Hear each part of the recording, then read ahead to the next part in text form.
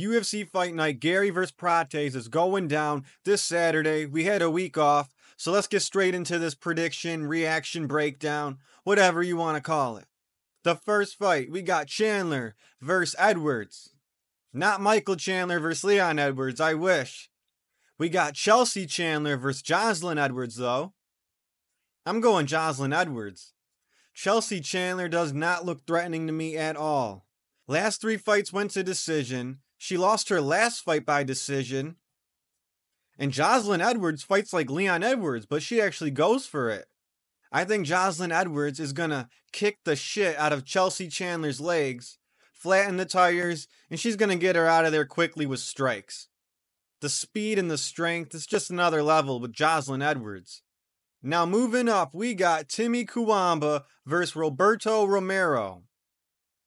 Timmy Cuamba has yet to win a UFC fight. I'm not really too impressed. He has 2 UFC losses by decision. His last fight was against Almeida. He got dropped in that fight, and he couldn't get anything going. Roberto Romero, though, he faced tougher competition his last time fighting.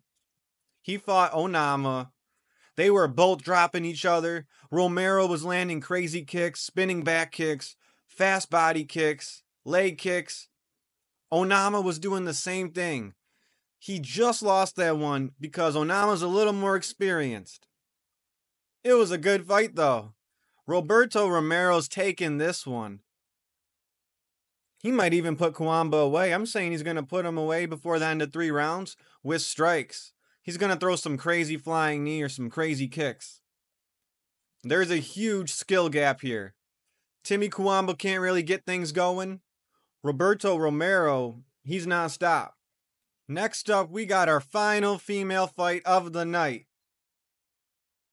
We got Jacqueline Amorim versus Polyana Viana. And I'm going with Jacqueline Amorim here because her last fight she won by first round armbar, and her last 3 fights are all finishes. Polyana Viana hasn't won in 3 fights. In her last fight, she got TKO'd in round 2. I'm picking Jacqueline Amorim by first round submission. It's like the UFC's listening to me and getting the female fights out the way early. I like it. Maybe they're watching the vids. Moving on, we got someone on their UFC debut. Malcolm Wellmaker versus Cameron Saaiman. I watched Malcolm Wellmaker's Dana White Contender Series fight, and he looked good. He won by second round knockout. He's got a powerful jab. He's got a powerful right hook. He got the job done, and he earned his shot in the UFC. Cameron Saaiman, though, his last fight was against Peyton Tabit. And let me tell you, he didn't look all impressive. He kept getting dropped. He got dropped maybe 3 times. He got crushed by knees. He got dropped by hands. And then Peyton Tabit finished the job by ground and pounding him and crushing him with elbows. If I can give Cameron Saaiman any compliments, he's durable. I'll give him that. But other than that, he couldn't get anything going last fight. And I know Peyton Tabit is pretty slick on the feet, but I'm going with the UFC newcomer, Malcolm Wellmaker, for this one. I'm picking a 3-round decision. I hope it's a war, though. That guy's got power. I'm only picking a decision because Saaiman is super durable. Moving on, this next fight is extremely hard to call. We got Damon Blackshear versus Alantengheili. Damon Blackshear's last fight, he looked impressive. He beat up Cody Stamann in the first round. He threw a flying knee, rocked him, hit him with a flurry of punches, went for a guillotine choke, that didn't work. Then he hit him with the rear naked choke and tapped him out like it was easy. Not only did he do that, he stayed patient leading up to that. He looked impressive. But you know who else stays patient? Alantengheili. He has a simple style. He moves forward, applies pressure. He hits hard. He's not going to throw anything fancy, no spinning attacks. But damn, he's durable. And he finishes the rounds with the takedown, just to seal the deal. But Damon Blackshear's got good jiu-jitsu. If it goes to decision, I could see Alantengheili grabbing that.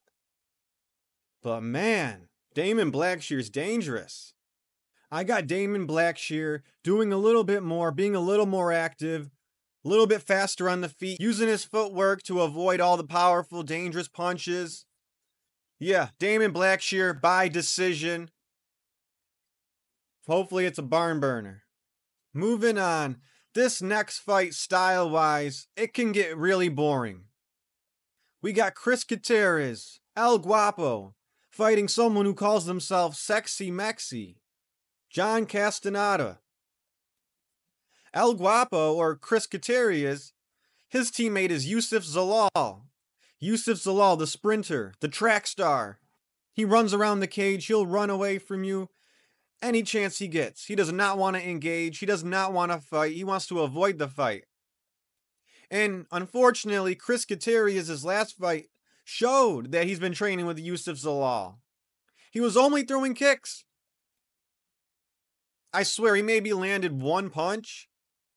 He just plays the kicking game, uses footwork, moves around, and that's all I saw. He was coasting to a decision. Alright, big deal. He's fighting John Castaneda, who, in his last fight, it looked like a complete sparring match. I mean, he didn't go for it. There was no urgency. His kicks looked really weak. I know he wasn't throwing them full power, but they were just little taps. Like, they were literally doing nothing. Joe Rogan wouldn't even be freaking out about his leg kicks. And Joe Rogan freaks out about every leg kick. Castaneda lost a decision his last fight, and I kind of see this fight going the same way.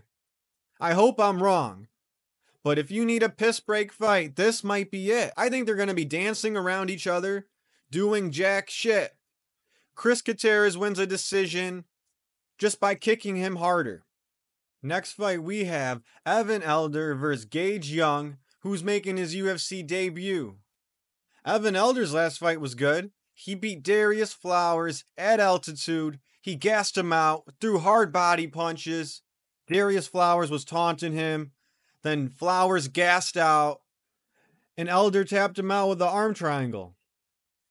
Gage Young, he's yet to have a UFC fight. He's young. He fought on the Dana White Contender Series. He lost a close decision. He fought out of bad positions. He didn't look bad, but Dana White didn't bring him in the UFC. He won his last fight in a different organization by TKO in round 2. So he's redeemed himself. He's in the UFC. Nothing wrong with him. He looks well-rounded. He's in it to win it. But I don't think he has that thing. And Evan Elder's fought tougher competition. So I'm going Evan Elder. Can he tap out Gage Young? Or is he going to fight out of everything again?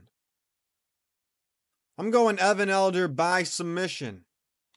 Alright, now we're on the main event of the prelims. As of now, it says it's Matt Schnell versus Jimmy Flick, main eventing the prelims. Now, Matt Schnell does not go to decision. He either loses by finish or he wins by finish. I like that in a fighter. But Matt Schnell's last 3 fights have all been finish losses. He's not doing so hot at the moment, but he's still good. He's still sharp. He still has his speed. And he's still in it to win it. His last win, though, was a submission win against Maderji 4 fights ago. Thankfully for him, though, he's fighting Jimmy Flick, someone who's the complete opposite of that. He's more of a decision fighter. Let me just double check before Jimmy Flick fans get mad. Oh, no, he's got finishes. Well, no. Well, yeah. I take it back. He's not a decision fighter, but his last fight, he wasn't going for it. He's a grappler. The problem is his striking didn't look threatening. Neither did his takedowns look threatening. I didn't see anything threatening his last fight. But the fight before that, he won by submission. And then he didn't look too good the fights before that. He did beat Cody Durden, though. Yeah, how did Jimmy Flick beat Cody Durden? Matt Schnell lost to Cody Durden before. Either way, I'm going Matt Schnell. I think he's going to be too sharp for Jimmy Flick. Believe it or not. And I think he's going to break his 3-fight losing streak and get a win and I'm picking him to get a submission win. Moving on, we are at the main card. First fight on the main card is Ikram vs. Andre Muniz. Ikram is clearly the more dangerous of the two. Most of his fights end in the first round, and he usually wins, except his last fight against Robert Whittaker. Whittaker caught him with the head kick, and then dropped him and KO'd him with the uppercut. That was sick. But I'm not going to fault him too much for that in this fight, because Andre Muniz lost to Paul Craig. Like recently, I think that was 2 fights ago. Paul Craig just took him down. Ikram has better striking between the two of these guys. And if Ikram doesn't want to go to the ground, I think he can keep it standing. I don't see too many threats on the striking side for Andre Muniz. Ikram is much more unpredictable. We haven't seen a lot of footage. He only has first round fights. I'm going Ikram by KO. That's how you start off the main card. Oh yeah, we got high level fights going on here. It's getting even more high level. We got Randy Brown versus Nicholas Dalby. Randy Brown is a beast. He's got 4 to 5 punch combinations. He was on a 3-fight winning streak before his last fight when he lost to Brian Battle to a split decision. It was tit for tat. And Brian Battle missed weight by like 5 pounds. So he had the advantage there. In the last 2 rounds, he only won because he was holding Randy against the cage and throwing more knees, doing better in the clinch. But when they separated, Randy Brown was faster and he was landing hands. He's got good takedown defense too. He even hip tossed Brian Battle. And before the Brian Battle fight, let's talk about the win streak he was on. Yeah, 3-fight win streak. And before that, he lost to JDM. Good resume, good resume. Now, Nicholas Dalby, he's a good opponent, but he's 39 years old. He's tough, he's durable, he doesn't do anything wrong. And he was on a 4-fight win streak before his last fight. Mostly decisions. He's more of a decision fighter. But he didn't lose to a scrub his last fight. What's his name? He lost to Fedorinov. Yeah, his last fight, he lost to an undefeated fighter. What's his name? Fedorinov? Whatever the fuck his name is. He was in it the whole time though. And be prepared to hear Darth Vader breathing while this guy's fighting Nicholas Dalby. He's got karate breathing techniques and the whole stadium can hear it. Hey, even though Nicholas Dalby fights his ass off for a 39-year-old, I'm picking Randy Brown. Randy Brown's good. And I don't think he's going to let Dalby just hold him against the cage and do nothing. Dalby's going to strike with him, and that might be his demise. I'm going Randy Brown by 3-round decision. Alright, next up, we might have fight of the night here. We got Michel Pereira versus Abus Magomedov. This is a hard fight to break down because you don't know what's going to happen when either guy fights. Michel Pereira fights like he's on a springboard. He's a chaotic, explosive fighter. He's really good at that teep kick, that front snap kick. He puts his foot right in your gut, gasses you out. He fights like he's on a fucking springboard. He can flying knee you. He can hit you with a backflip kick. It doesn't end. And he could choke you out of nowhere. He could snag a choke in an instant. He was on a 5-fight win streak before he lost his last fight to Anthony Fluffy Hernandez. He lost by exhaustion in a 5-round fight. I don't blame him too much. Abus Magomedov, though, he's so tall for middleweight. One of the tallest middleweights. Just like Pereira, he's got that front snap kick, that front teep kick. And it's really, really effective. He fucks people up with it. He does get tagged a little more in the chin than Pereira, though. His wrestling usually keeps him safe when he gets hurt, like against Bruno Ferreira. He got rocked, and what saved him? His takedowns. But if he shoots on Pereira, there's going to be some good jiu-jitsu going on here. I'm interested to see. Man, this is going to be tit for tat. I'm going Michel Pereira. He gets hit less on the feet. I think their jiu-jitsu's going to cancel out, and it's just going to be a war. And since it's 3 rounds, I don't see a Boost Magomedov gassing out Michel Pereira. Alright, moving on from fight of the night, we got Giga Chad versus David Onama. Yes, his name's Giga Chad, but he's a featherweight. He doesn't fight like a Giga Chad. He kind of just backpedals, uses movement, and uses kicks. Doesn't really like to engage. He's a striker, he's got more experience than Onama. But he's just going to use his movement. The problem is he's getting up there in age. And he's a little older than Volk. His style relies on speed and footwork. Can he keep this up at that age? That type of style doesn't really go well at that age. And he's fighting David Onama. David Onama's last win was against someone on this card, Roberto Romero. Man, he messed him up in a war. It was a close fight though. Both guys were trying to kill each other. That was a war. Between the power in his hands, how he can mix takedowns in, and how he's younger than Giga Chad, I'm going David Onama. And I'm obviously going to pick him by decision because, let's face it, almost all Giga Chad's fights go to decision. He has not had a finish since 2021. What does that tell you? I'm going Onama by decision. And speaking of decision, this next fight is not going to decision.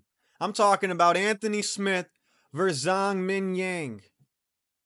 Zhang Mingyang is the new scary upcoming light heavyweight. He even trained with Strickland a few times, and Strickland's like, that big China man that likes to stand and bang, that dude's fucking scary. He is scary. He has 2 UFC fights, both first round knockouts. In his last fight, he one-shot KO'd Ozzy Diaz with a slicing elbow. I think that was UFC China. Man, this guy looks like a beast. And does anyone else get the vibe that this guy's a psycho? I saw the Anthony Smith call out on the mic, and I seen it translated. Now I think it's fake, but the words they filled in, they got me good if it's not real. But what this guy said in his post-fight interview after he won his last fight, it sounded like he was going off the rails on Anthony Smith. This guy was talking so much shit about Anthony Smith. I feel like this guy's got anger in him. And I would definitely look further into this fight if I thought Anthony Smith had a chance, but I don't think he does. Anthony Smith is proof that fighting is 50% mental, 50% physical. Because Anthony Smith, he has the tools. He hits pretty hard. He's a good size for light heavyweight. He could take a punch. Anthony Smith has a good chin. Dominic Reyes didn't put him out with one shot. But Anthony Smith gives up on himself. It's almost like he's afraid to give it his all because he's afraid if he loses when he gives it his all, his ego can't take it. So what does he do when things get tough? He curls in a ball. It pisses me off. He just embraces the fetal position. Dude, that's weak. You're fucking good. There's so many fighters that are good, but they don't have that champion mindset. They don't embrace the grind.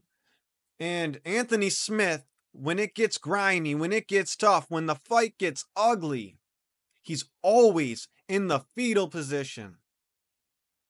So this is a good test for Zhang Mingyang, but we all know Anthony Smith is going to turn into a fucking punching bag. I don't even know why Anthony Smith is in the co-main event. Nothing against Anthony Smith. The only thing I have against him is why do you curl in a ball?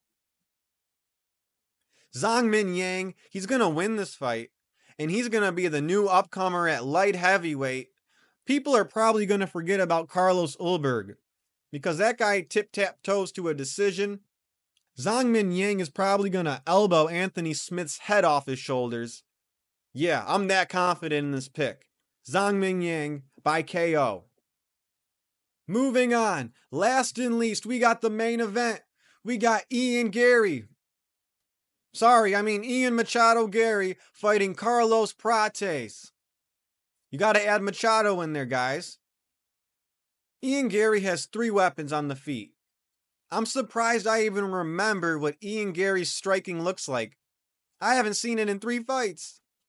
His last 2 fights were hugfests. So I literally got to go back in my brain and think about 3 fights ago when he fought Neil Magny. And if you thought that fight was boring, oh my gosh, his 2 fights after that were snooze fests. Him versus Shavkat ruined the whole card for me last time. I forgot what card that was on, but it ruined the whole card. Hugfest. When he tried to be a jiu-jitsu guy against MVP, what kind of jiu-jitsu was that? You had his back for a whole round and didn't do shit. Couldn't get a choke. What a joke that fight was. What a waste of a fight for MVP's career and Ian Garry's career. Ian Garry's got 3 weapons on the feet. He's got a really fast leg kick. It's really hard to check. He always lands it. His second weapon is his head kick. He could throw it off the lead leg too. He keeps people guessing. He keeps people thinking. And lastly, his third weapon is his jab. He pops out the jab. Pretty damn good at it. Okay, he's got 3 weapons. Carlos Prates, though, is 4-0 in the UFC. I consider Prates 3-0, though. I don't know what that last Neil Magny fight was all about. That left hand might be his most dangerous weapon. And that knee's dangerous too. I see this fight going 2 ways. Ian Garry holds Prates against the cage, makes it a hugfest, and wins a decision. Or Prates gets off the cage, freezes Ian Garry with his movement, and sparks him with that left hand. And he finally ends the boring prospect, Ian Machado Garry. And then Carlos Prates wins, smokes a pack of cigarettes, and gets drunk off whiskey.